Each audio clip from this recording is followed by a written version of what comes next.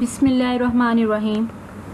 Assalamu alaikum students, how are you? I hope you all are well. Stay home, stay. Chapter number 1, measurements. Today we are discuss about dimensional analysis. Definition है हमारे पास every physical quantity.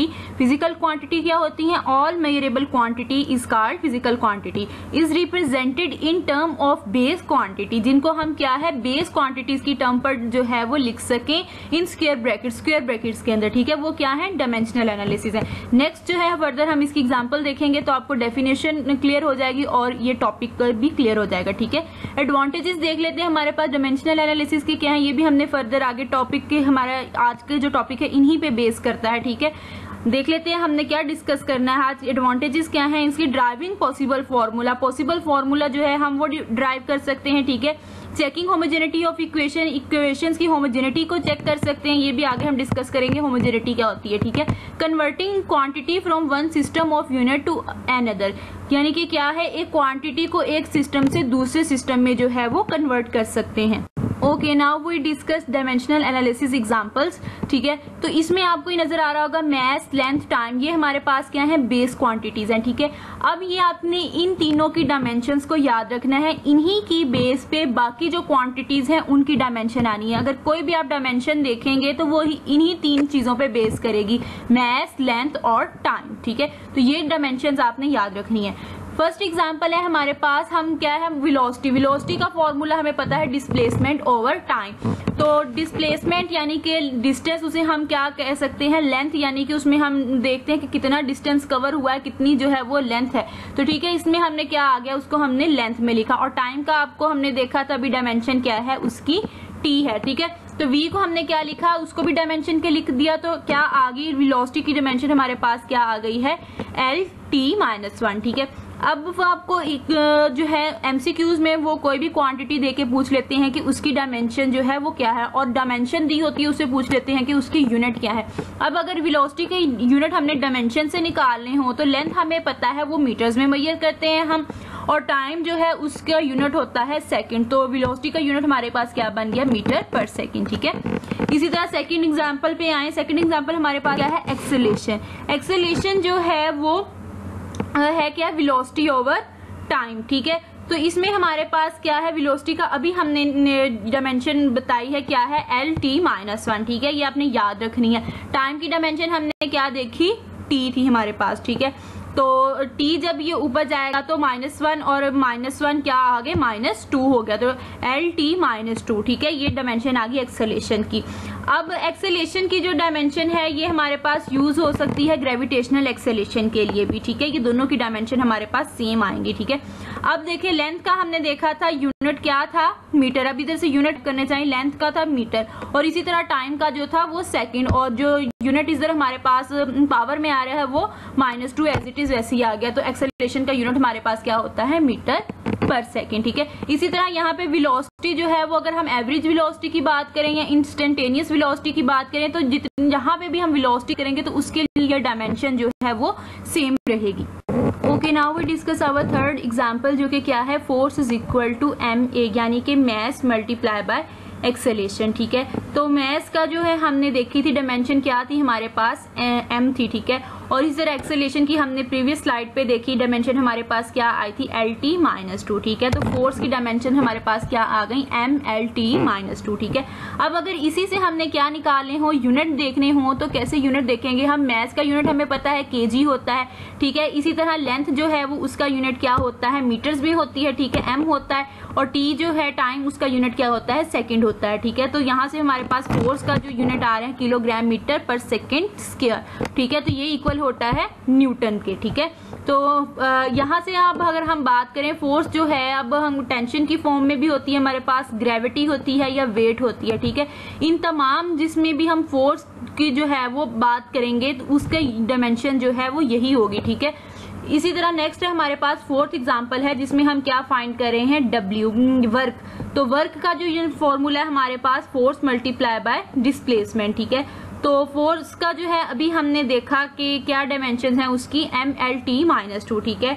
और जो displacement है वो हम क्या length की form में ले रहे हैं, ठीक है. तो क्या आ गया हमारे पास? L आ गया, ठीक है. तो यहाँ से हमारे पास वर्क की डायमेंशन क्या बन रही है, ml²t-2, ठीक है। अब टॉर्क का जो हमारे पास यूनिट होते हैं वो क्या होते हैं, न्यूटन मीटर, ठीक है। अब हमने यूनिट से अगर डायमेंशंस निकालनी हो तो वो देखते हैं हम कैसे निकालते हैं, ठीक है। न्यूटन जो है वो हमने देखा था किसका यूनिट है, हमारे पास फोर्स का। तो फोर्स की जो डायमेंशन थी वो हमारे पास क्या थी, mlt-2, ठीक है। इसी तरह यहाँ पे जो m है मीटर्स, यानी वो किसका यूनिट है, लेंथ का। तो यहाँ पे क्या आ गया, l आ गया, ठीक है।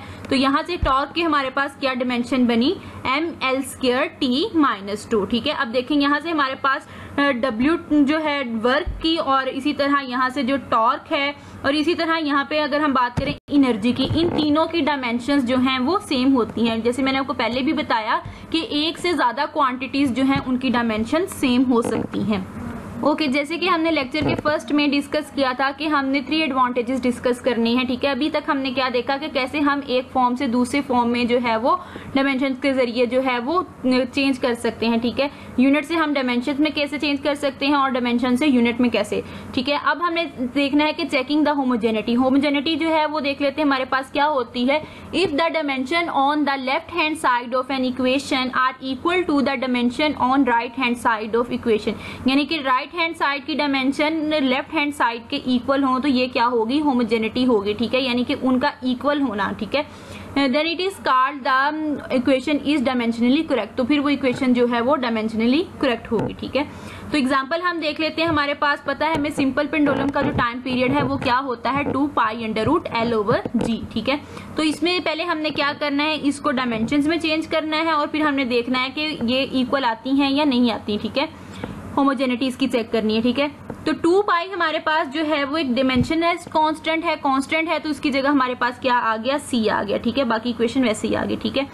t जो है वो यहाँ पे हमारे पास, यहाँ पे t के इक्वल हमें चाहिए, ठीक है। तो अब अंडर रूट जो है वो 1/2 आ गया, और लेंथ जो है उसकी हमने क्या देखी थी, डायमेंशन l होती है, और हमने एक्सेलरेशन की जो है वो देखी थी, और इसके लिए हमने कहा था कि ग्रेविटेशनल एक्सेलरेशन जो है उसकी भी डायमेंशन सेम होगी, जो कि क्या थी, lt-2, ठीक है। अब l से l कैंसिल हुआ तो t की पावर -2 जब ये ऊपर जाएगा पॉजिटिव में चेंज हो जाएगा, ठीक है। t की पावर 2 से कैंसिल हुआ तो t is equal to t आ गया, ठीक है। ये होमोजेनिटी हमारे पास चेक हो गई है। Now we discuss third advantage, जो क्या है, ड्राइविंग अ पॉसिबल फॉर्मूला, ठीक है। यहाँ पे मैंने आपकी बुक से रिलेटेड एग्जांपल 1.5 जो है उसको एक्सप्लेन किया है, ठीक है, जिसमें उन्होंने क्या कहा है, drive a relation for the time period of a simple pendulum, ठीक है। रिलेशन हमने टाइम पीरियड, सिंपल पेंडुलम के टाइम पीरियड का एक्सप्लेन करना है, ठीक है। यहाँ पे एग्जाम्पल में आपको नजर आ रहा है कि हमारे पास लेंथ है और बॉब का मैस है m, जो कि क्या कर रहा है, डाउनवर्ड एक्ट कर रहा है, w is equal to mg, और इसके अलावा जो थीटा है उसका मीन पोजीशन से एक्सट्रीम पोजीशन तक वो एंगल बन रहा है थीटा, ठीक है। तो सबसे पहले फर्स्ट स्टेप हमारे पास ये है कि हमने जो जिन चीजों पे जो डिपेंड कर रहा है टाइम पीरियड हमने फाइंड करना है, टाइम पीरियड को उन चीजों के साथ हमने क्या लिखना है, डायरेक्ट प्रोपोर्शन में लिखना है, ठीक है। तो क्या आ गया, t direct proportional m multiply theta multiply by l multiply by g, gravitational acceleration, ठीक है। तो सेकेंड स्टेप में हमने क्या करना है, हमने जो ये क्वांटिटीज लिखी हैं उनकी हमने कोई ना कोई पावर लिखनी है। तो यहाँ पे हमारे पास क्या आ गया, ma थीटा की b, l की c, इसी तरह g की पावर क्या आ गई, d आ गई, ठीक है। अब प्रोपोर्शनैलिटी के साइन को जब हम इक्वल टू के साइन में चेंज करते हैं तो हम कोई ना कोई कांस्टेंट लगाते हैं। तो यहाँ पे हमने जो कांस्टेंट यूज किया है वो क्या किया है, c किया है, ठीक है। इसके बाद हमने क्या करना है कि उनको जो है वो डायमेंशंस में लिखना है। मैथ की जो डायमेंशन हमने देखी थी वो क्या थी, m, ठीक है। थीटा जो है वो हमारे पास क्या होता है, s/r। तो दोनों चीजें जो है ये लेंथ है, डिस्प्लेसमेंट को शो कर रही है हमारे पास, ठीक है। तो यहाँ पे l/l है, तो सेम क्वांटिटीज है, तो इसलिए हमारे पास यहाँ पे क्या बनेगा, l0, जो कि क्या है, इज इक्वल टू 1 होता है, ठीक है। तो इसी तरह लेंथ की जो डायमेंशन है वो l है, इसी और ग्रेविटेशनल एक्सेलरेशन की जो हमने डायमेंशन देखी थी वो क्या थी, lt-2, ठीक है। और d जो है वो उसकी पावर आ गई, ठीक है। अब हमने जो देखा है वो क्या है, अब जब l की नोट को हम b के साथ मल्टीप्लाई करेंगे तो वो क्या आ जाएगा, 0 आ जाएगा। तो इसलिए हमारे पास यहाँ पे b जो है वो 0 में आ गया, ठीक है।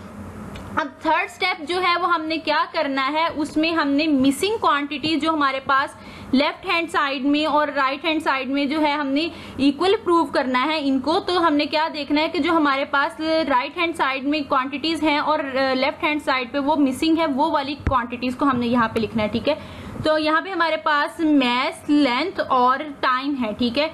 राइट हैंड साइड पे। तो लेकिन यहाँ पे जो है वो मास और लेंथ नहीं है, ठीक है। तो यहाँ पे हमारे पास क्या आ गया, m की नॉट, l की नॉट और t जो है वो राइट साइड पे भी है और लेफ्ट साइड पे, तो इसलिए t की पावर 1 आ गई, ठीक है। बाकी एज इट इज आपके पास वैसे ही आ गया, ठीक है। अब जो फोर्थ स्टेप है उसमें हमने क्या करना है, इनको कंपैरिजन करना है, लेफ्ट हैंड साइड को राइट हैंड साइड की क्वांटिटीज के साथ, ठीक है। सबसे पहले हम मास, लेंथ और टाइम जो है ये तीनों क्वांटिटीज आ रही है हमारे पास, ठीक है।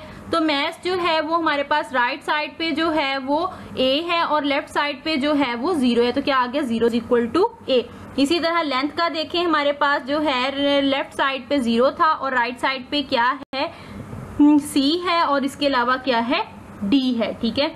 अब b तो हमारे पास 0 आ गया, ठीक है। टाइम जो है वो हमारे पास जो है लेफ्ट साइड पे 1 है और जो है राइट साइड पे वो क्या है, -2d मल्टीप्लाई हो जाएगा, ठीक है।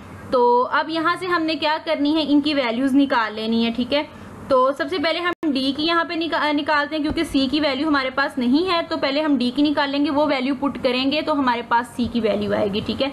तो d की वैल्यू निकालना चाह रहे हैं हमारे पास, तो d के साथ यहाँ पे 2 जो है वो मल्टीप्लाई हो रहा है, उस साइड पे जाएगा तो डिवाइड हो जाएगा, तो d की वैल्यू हमारे पास क्या आ गई, -1/2। अब ये वैल्यू जो है वो हमने लेंथ वाली जो इक्वेशन है उसके अंदर पुट की, तो वहां से हमारे पास c जो है वो आ गया +1/2।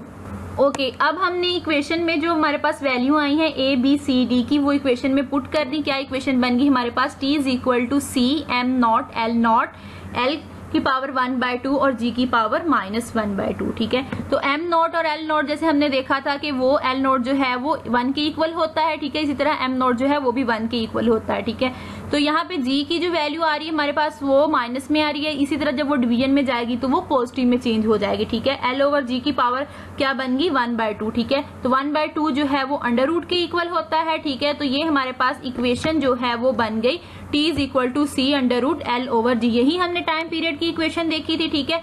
यहाँ पे अब 2 पाई जो है वो हमने देखा था, जैसे हमने प्रीवियस स्लाइड में जो है इसको डिस्कस किया था कि 2 पाई जो है वो डायमेंशनलेस क्वांटिटी है, ठीक है। तो इसलिए वहां पे हम कोई कांस्टेंट यूज करते हैं, तो इसी यहाँ पे जो है वो कांस्टेंट है।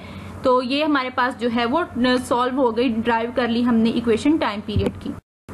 Limitations of dimension analysis. Dimension analysis does not give any information about constant of proportionality. Proportionality के जो constant होते हैं उनकी हमारे पास कोई डायमेंशन नहीं होती, जैसे अभी हमने प्रीवियस जो है वो एग्जांपल्स डिस्कस की हैं, दोनों में हमने देखा, ठीक है। Exponents have no dimension, exponents की भी कोई डायमेंशन नहीं होती हमारे पास। इसी तरह ट्रिग्नोमेट्रिक रेशियोज जो हैं उनकी डायमेंशन भी नहीं होती, और लॉगरिथम्स जो हैं उनको भी हम डायमेंशंस में नहीं लिख सकते। डायमेंशनलेस क्वांटिटीज, यहाँ पे मैंने कुछ डायमेंशनलेस क्वांटिटीज जो हैं वो लिखी हैं, जिनमें एंगल है, रिफ्रैक्टिव इंडेक्स है, relative permittivity, specific gravity, strain वगैरह, ये सारी जो हैं ये इनकी है हमारे पास क्वांटिटीज हैं, इनकी डायमेंशन नहीं होती, ठीक है। ये डायमेंशनलेस क्वांटिटीज हैं। सम इम्पॉर्टेंट सिंपल डायमेंशंस, यहाँ पे कुछ क्वांटिटीज हैं, उनके फॉर्मूलाज हैं जिनकी डायमेंशन लिखी गई है, जिसमें क्या है, velocity, acceleration, force, work, energy, power, torque, momentum, impulse, ठीक है। इनकी डायमेंशंस लिखी हुई हैं, आपने इनको अच्छे से देख लेना है और इनको समझना है। ये डायमेंशंस का टॉपिक हमारे पास बहुत इंपॉर्टेंट है, इसमें अक्सर जो है वो एमसीक्यूज आते हैं, ठीक है, जिसमें आपको वो यूनिट से जो है वो डायमेंशन पूछ लेते हैं, या डायमेंशन से यूनिट पूछ लेते हैं, या क्वांटिटी दे देते हैं उसकी डायमेंशन पूछ लेते हैं, ठीक है। यहाँ पे जो है मैंने कुछ इंपॉर्टेंट क्वांटिटीज लिखी हैं और उनकी डायमेंशन भी बताई है, आपने इनको खुद जो है वो करके देखना है ताकि आपकी जो है प्रैक्टिस हो सके। Okay, here is a task for you, dimension से रिलेटेड है आपके पास, आपकी एग्जांपल है बुक में 1.4 और 1.6, ये आपने सॉल्व करनी है ताकि आपकी प्रैक्टिस जो है वो हो जाए। आई होप आपको समझ आ गई होगी लेक्चर की और आप इसको सॉल्व कर लेंगे। So good luck. आज का लेक्चर हमारा यहाँ पे कंप्लीट होता है। Thank you for watching.